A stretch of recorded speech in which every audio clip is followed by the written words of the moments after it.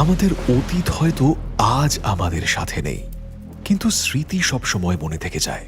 আর সেই স্মৃতি মধুর বা তিক্ত যাই হোক না কেন, আফসোস এটাই যে তার স্বাদও আমাদেরকেই গ্রহণ করতে হয়। যা বলার তাড়াতাড়ি বলো মা, এখন আমার কথা বলার সময় নেই। আমার গ্রুপের সাথে ভিডিও কল আছে। না হাই না হ্যালো, আমাদের হলিডে কেমন চলছে জিজ্ঞেসও করলি না। মা প্লিজ, আমি জানি তুমি আর বাবা একসাথে রয়েছো, নিশ্চয়ই এনজয় করছো। এখন আমি রাখছি, বাই। এই দাঁড়া দাঁড়া, ইন্দ্র, নূপুর আর স্মৃতিকে আমার তরফ থেকে হ্যালো বলিস। হ্যাঁ বাবা, বলে দেব। আচ্ছা মা, এখন রাখছি, আমাকে জয়েন করতে হবে এবার। রাখছি, হ্যাঁ, বাই। হাই। ওয়াও, ফাইনালি হ্যাঁ 4 মাস বাদে সবার মুখ দেখছি। হাউ আর ইউ গাইস, কি খবর তোদের? আর বলিস না, লাস্ট রিউনিয়নে কত মজা হয়েছিল। আমার আবার দেখা করতে ইচ্ছে করছে। এই সামাইরা, কি রে, কি হয়েছে কি তোর? রিউনিয়নের কথা শুনে এরকম রিঅ্যাক্ট করছিস কেন? গাইজ অ্যাকচুয়ালি আমার তোদেরকে কিছু বলার আছে। ও তাই নাকি, কি বলার আছে? ফাইনালি অস্ট্রেলিয়া যাচ্ছিস নাকি? হ্যাঁ আরে না না, মনে হয় অন্য গুড নিউজ আছে। তুই বিয়ে করছিস নাকি রে? আরে না না, তেমন কিছু না। আসলে এমন একটা ঘটনা ঘটেছে যার জন্য আমি খুব গিল্টি ফিল করছি। আচ্ছা একটু দাঁড়া তো, মনে হয় কেউ এসেছে, এক্ষুনি আসছি। গাইস আমিও একটু আসছি। Nature's call, just 2 minute. হ্যাঁ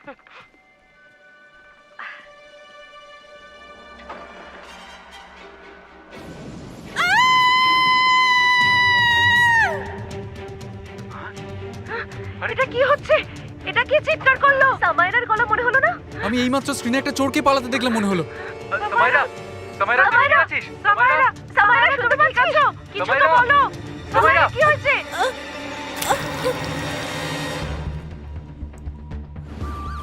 সবাই বলে ভিডিও কলস মানুষের মধ্যে দূরত্ব কমিয়ে দিয়েছে, কিন্তু আমার মনে হয় এতে শুধুই সামনাসামনি বসে কথা বলার একটা অনুভূতি হয় মাত্র। কারণ তখন কোনো একজনের সাথে যদি এরকম দুর্ঘটনা ঘটে যায়, তাহলে অন্য মানুষটি শুধুই অসহায় হয়ে তাকিয়ে থাকবে। স্যার, ভিকটিম 22 বছরের একটা মেয়ে, মাথায় ধারালো কোনো অস্ত্র দিয়ে আঘাত করেছে। মেয়েটা বেঁচে আছে, কিন্তু জ্ঞান ফেরেনি। সময় মতো হাসপাতালে নিয়ে যাওয়া হয়েছিল। তার মানে অ্যাটাকটা এখানেই হয়েছে। হ্যাঁ স্যার।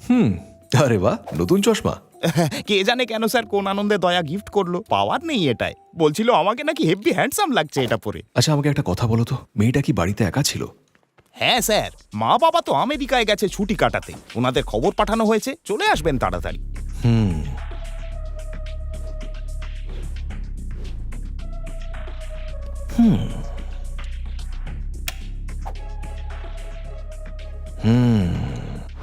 দেখে তো মনে হচ্ছে চোরেরই কাজ। একদম ঠিক বলেছেন স্যার, সেরকমই তো মনে হচ্ছে। কারণ জানলারও তো দেখছি একটা কাঁচ ভাঙা। চোর নিশ্চয়ই এইখান দিয়েই ঢুকেছে। দুর্ঘটনার সময় মেয়েটি বন্ধুদের সাথে ভিডিও কলে ছিল, কিন্তু যেই বাড়ির কলিং বেল বাজলো, মেয়েটা দরজা খুলতে গেল, আর তার কয়েক সেকেন্ড পরেই বেচারির শুধু চিৎকার শুনতে পেল সবাই। আমিও স্ক্রিনে একটা চোরকে পালাতে দেখেছি। সামাইরার বন্ধুরা এখনো অনলাইন আছে স্যার, আমরা এখনো ওদের ভিডিও কলটা কাটিনি। ইন্দ্র, স্মৃতি আর এ হলো নূপুর, এরা তিনজনেই উইটনেস। তোমাদের মধ্যে কেউ লোকটাকে দেখেছো? দেখলে চিনতে পারবে? না স্যার, লোকটা এক নিমেষে পালিয়ে গেছিল আর কালো ড্রেস পরেছিল। Sorry sir. No, that is okay. Sushil, bedroom থেকে বেরোনোর রাস্তাটা চেক করো, দেখো কোনো ক্লু পাওয়া যায় কিনা।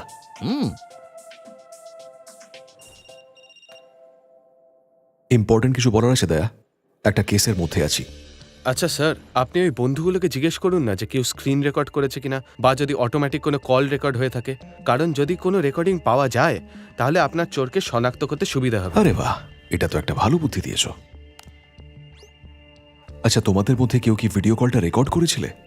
বা ওই একটা হয় না অটো রেকর্ড অপশন, ওটা অন ছিল কারোর? হ্যাঁ স্যার, আমার অ্যাপে হয়। আমি এখনই আপনাকে ভিডিওটার লিংক বানিয়ে পাঠাচ্ছি। Great, thank you.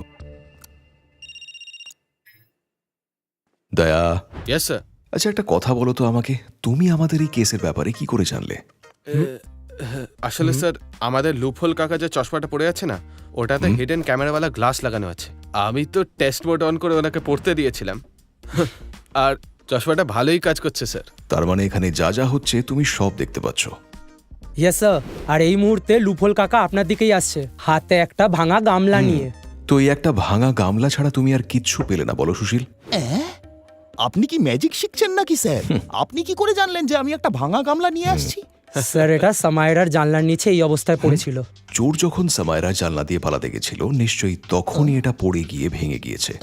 কিন্তু আপনি কি করে জানলেন যে আমি এই ভাঙা গামলাটা পেয়েছি, তাও আবার জানলার নিচ থেকে? কারণ তোমার নতুন চশমায় ক্যামেরা লাগানো আছে। ছেলেরা বাড়িতে বসে এই কেসের পুরো ইনভেস্টিগেশন দেখতে পাচ্ছে।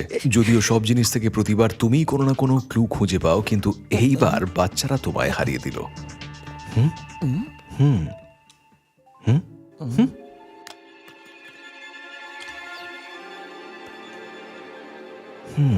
नेचर्स कॉल जस्ट 2 मिनट है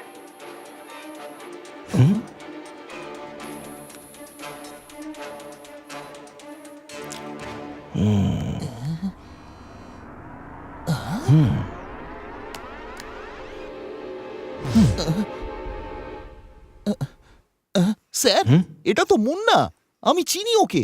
মাসে কম করে 2-3 বার তো আসবেই জেলের হাওয়া খেতে।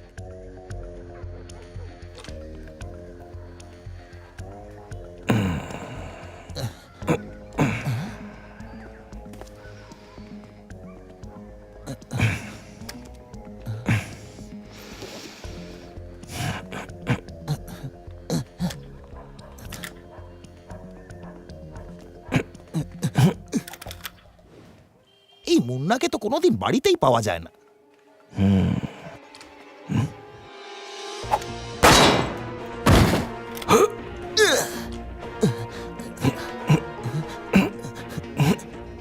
মনে হচ্ছে পাখি উড়ে গেছে স্যার।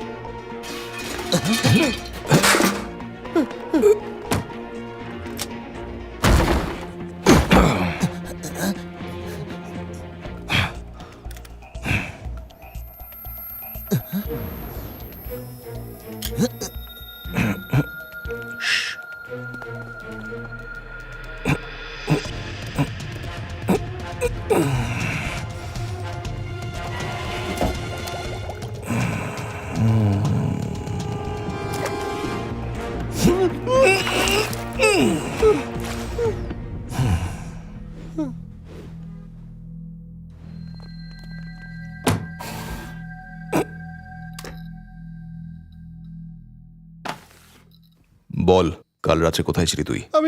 আমি কিছু করিনি স্যার। তাহলে এটা কার ছবি? হ্যাঁ? ওই মেয়েটার ওপর অ্যাটাক করে ওখান থেকে পালিয়েছিস। না না স্যার, আমি ছোটখাটো চোর স্যার, কাউকে মারা টারার কাজ আমি করি না। আরে সাবাস রে বেটা, তাহলে চুরির জন্য তোকে একটা ন্যাশনাল অ্যাওয়ার্ড দিই, কি বলিস? না মানে তা নয় স্যার, আমি আমার কাজটা সততার সঙ্গেই করি। খুলে বল কাল রাতে কি হয়েছিল? ওই বাড়িটার উপর অনেকদিন ধরেই আমার নজর ছিল। কাল ভাবলাম এক হাত মেরেই আসি। ওখানে পৌঁছানোর পর চেক করার জন্য আমি 2-3 বার দরজা ঠকঠক এই যে মুন্না সোনা, আমরা কি ঘাস খেয়ে বড় হয়েছি বলে মনে হয়? কোন চোর চুরি করতে গিয়ে দরজা ঠকঠক করে রে? কেউ যদি দরজা খুলে দিত তখন? আরে সেটাই তো দেখতাম, ভেতরে কেউ আছে নাকি। কেউ যখন খুললো না তখন আমি পেছনের জানলার একটা কাঁচ ভেঙে ভেতরে ঢুকলাম।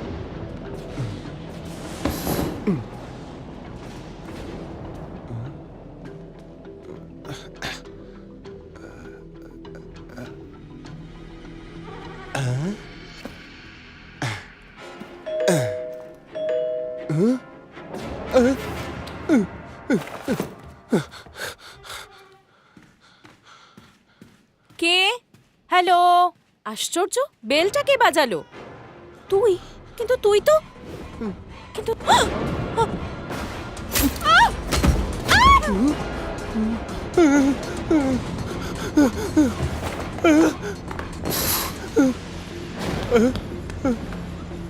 তখন তার হাত থেকে বাঁচার জন্য আমি পেছনের দরজা দিয়ে পালিয়ে গেলাম। আমাকে দেখতে পেলে ঝামেলায় পড়ে যেতাম স্যার। তুমি ওই আক্রমণকারীকে দেখেছো? না স্যার, আমি যেখানে লুকিয়েছিলাম সেখান থেকে দেখতে পাইনি। তবে হ্যাঁ, এটা বলতে পারি ওটা যেই হোক না কেন মেয়েটা ওকে চিনতো। কিন্তু স্যার সত্যি বলছি, আমি ওই মেয়েটাকে মারিনি স্যার, আমি মারিনি। মুন্নার বয়ান অনুযায়ী সামায়রা আক্রমণকারীকে চিনত, আর সম্ভবত সে তার খুব কাছের মানুষ ছিল। আর সেটা কে ছিল আমি ঠিক খুঁজে বের করব। স্যার, আমার মতে মুন্না সত্যিই বলছে। আরে সেটা এত জোর দিয়ে তুমি বলছো কিভাবে? দেখুন, যে অস্ত্র দিয়ে সামায়রাকে আঘাত করা হয়েছে সেটা না তো মুন্নার ঘর থেকে পাওয়া গেছে, না সামায়রার ঘর থেকে, আর না কোনো রকম অস্ত্র নিয়ে মুন্নাকে পালাতে দেখা গেছে। আর ওই ব্যাগটা দেখেও খালি মনে হচ্ছিল। স্যার, সামাইরার বাড়ির বাইরের সিসিটিভিতে কিছু না কিছু তো উঠেছে, মানে রেকর্ড হয়েছে, তাই না? সব চেক করা হয়ে গেছে ফ্রেডি, শুধু মুন্নাকেই ঢুকতে আর বেরোতে দেখা গেছে। যে আক্রমণকারীর কথা বলছে তাকে তো সিসিটিভিতে কোথাও দেখাই গেল না। স্যার আমি বলছি শুনুন, এটা মুন্নারই কাজ, ব্যাস কেস সলভড। সেরকম হলে তো স্বীকার করে নিত, তাই না সুশীল আঙ্কেল? চুরিটা তো স্বীকার করেছেই। বলতে চাইছো কনফেশন? ঠিক বলেছো, একটা ক্রাইম কনফেশন করলো আরেকটা করলো না, তা আবার হয় নাকি? হ্যাঁ? না না, মুন্না মেয়েটাকে মারেনি। হয়তো ওই আক্রমণকারী অন্য কোনোভাবে ওই বাড়িতে ঢুকেছিল, দেওয়াল বা বাউন্ডারি টপকে, যাতে আশেপাশের কোনো সিসিটিভিতেও ধরা না পড়ে। তুমি কি কিছু ভাবছো অভিজিৎ? স্যার, কলিং বেলটা মুন্না বলেছিল যে ও দরজা নক করেছিল। নক নক, কিন্তু কেন কলিং বেল কেন বাজালো না? হতে পারে এটাই ওর স্টাইল, তাই না? হতেই পারে, কিন্তু আমি একটা অন্য কথা ভাবছি।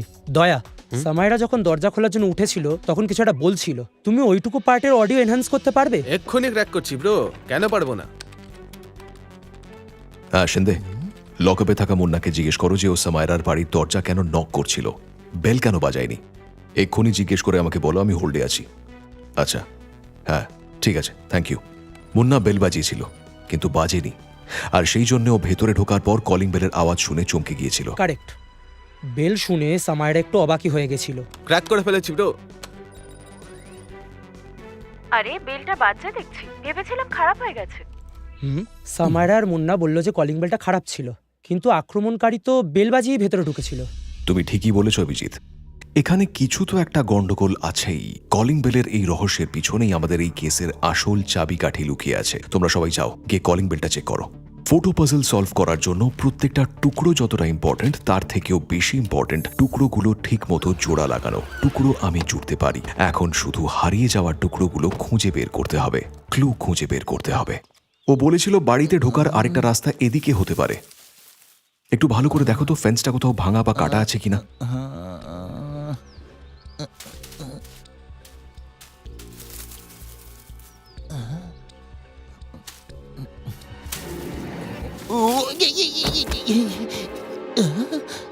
স্যার এইদিকে।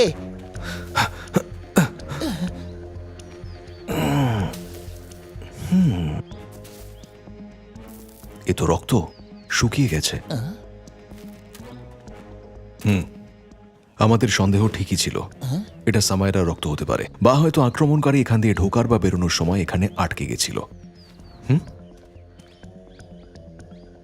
স্যার আমার মনে হচ্ছে এইটা দিয়েই মেরেছে, মারার পর যাওয়ার পথে এইখানে ফেলে গেছে।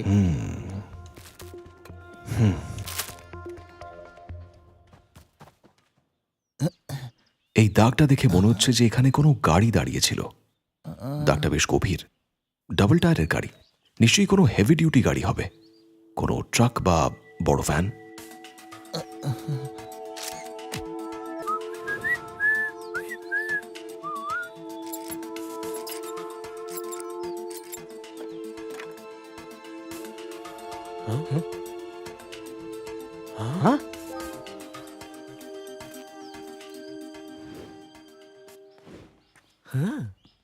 স্যার ক্র্যাক করে ফেলেছি। অভিজিৎ ঠিকই বলেছিল, কলিং বেলটা খারাপ করে দেওয়া হয়েছে। স্যার এটা বাড়ির ইলেকট্রিক সাপ্লাইয়ের থেকে ডিসকানেক্ট করে দেওয়া হয়েছিল, আর রিমোট কন্ট্রোলের সাথে কানেক্ট করা হয়েছিল। এই দেখুন, এটা হলো রিমোট রিসিভার, যাতে কেউ দূর থেকে বেল বাজাতে পারে, তাই না?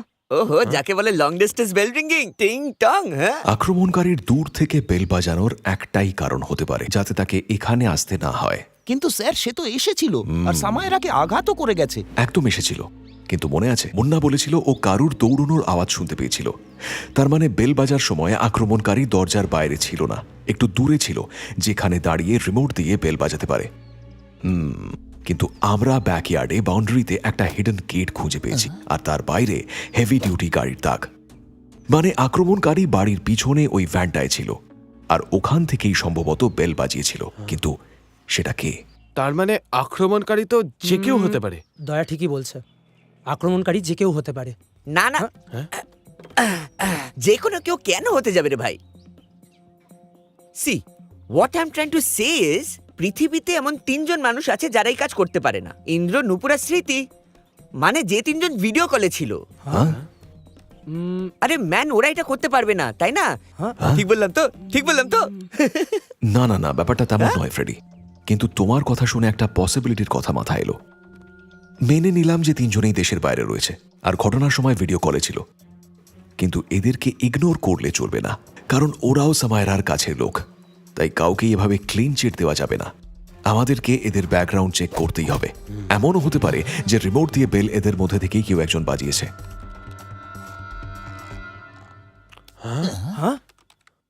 স্যার, এদের ফ্রেন্ড বুক আর জ্যাপগ্রামটা একবার দেখুন। ওদের একসাথে অনেক ফটো রয়েছে। সব কটায় 4 নয় 5 জন রয়েছে। ওদের আরেকটা বন্ধু রয়েছে, ধ্রুব। ট্যাগিং দেখে বুঝতে পারলাম স্যার। দেখুন, এই যে এখানে 4 মাস বাদে ধ্রুব হঠাৎ যেন উধাও হয়ে গেছে। কোথাও নেই স্যার। এমনকি ওদের রিউনিয়নের ছবিতেও নেই। মনে হয় ছেলেটা গ্রুপ থেকেই বেরিয়ে গেছে। গ্রুপ থেকে বেরিয়ে যাওয়াটাই এই হামলার কারণ নয় তো? স্যার আপনি চাপ নেবেন না, এই ধ্রুবর ঠিকুজি আমি বের করছি। স্যার, ধ্রুবর পক্ষে এটা করা সম্ভবই নয়। ও বেচারা কোমায় রয়েছে। 4 মাস আগে একটা গাড়ি ওকে ধাক্কা মেরেছিল। হিট অ্যান্ড রান কেস ছিল স্যার। আর তখন থেকেই ওর আর কোনো ফটো নেই। আর এবার ওরই একটা বন্ধুর ওপর অ্যাটাক হয় আর সেও কোমায় চলে যায়। 4 মাসের মধ্যে একই গ্রুপের 2 জন মানুষ কোমায় চলে গেল। একজন হিট অ্যান্ড রান কেসে আর আরেকজনকে তার বাড়িতে ঢুকে মারা হলো। কেন জানি না মনে হচ্ছে বাকি 3 জনের সাথে কথা বললে কোনো না কোনো হিন্ট নিশ্চয়ই পাওয়া যাবে। ওদের ভিডিও কলটা আরেকবার ভালো করে শুনতে হবে। দয়া, ভিডিও কলের ফুটেজটা আরেকবার চেক করবে প্লিজ? Sure sir.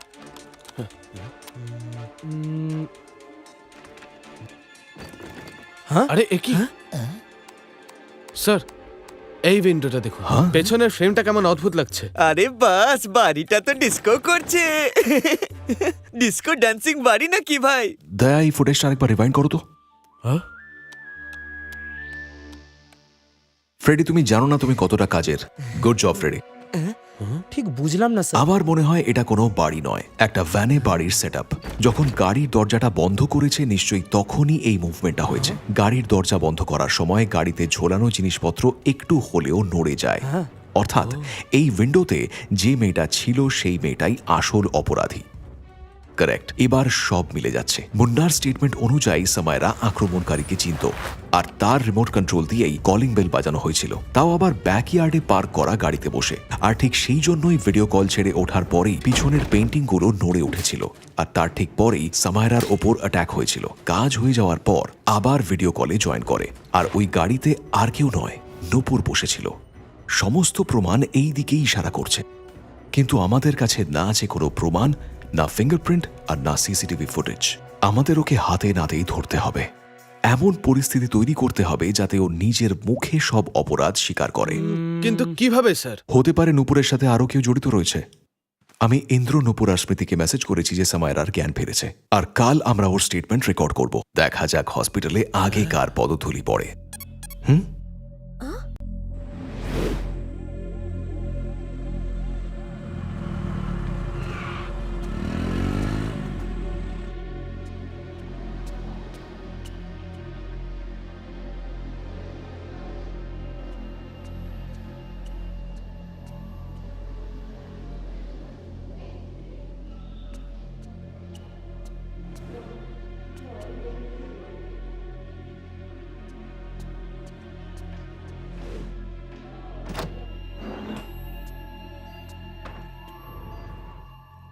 কি দরকার ছিল জ্ঞান ফেরার বলো তো?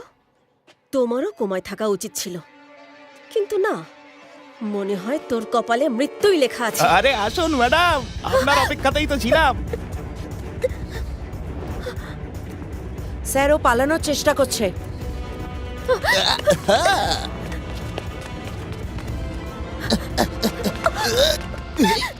তুমি এখান থেকে পালাতে পারবে না নূপুর।